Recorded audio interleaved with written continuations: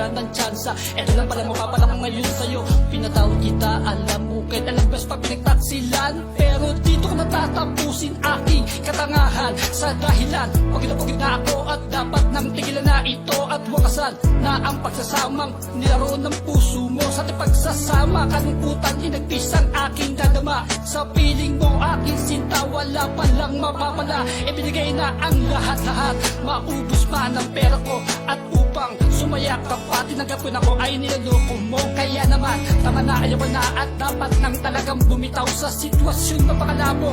Na dapat nang talaga ay bumitaw, malaya ka na, sumama sa iba at di na pipigilan. Ang katulad mong mapaglaro ay akin ang tatalikuran.